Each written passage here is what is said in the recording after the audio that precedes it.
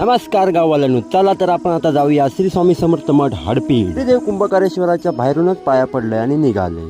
त्याच्यानंतर मुलांना माका चवाट्या नेऊन सोडला, कारण आज आपण जाणार होता सिद्धेशच्या गाडीतून. सिद्धांत गाडी घेऊन गेलो आणि आम्ही प्रवासाक सुरुवात केला.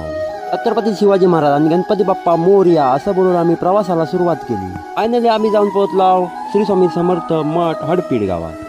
मी पणा आणि चप्पल इथे काढा असं बोर्ड वाचून चप्पल थेच काढला. गेटवर सुंदरपैकी श्री स्वामी समर्थ मठ हडपीड असं वाचून आम्ही मंदिरामध्ये प्रवेश केला.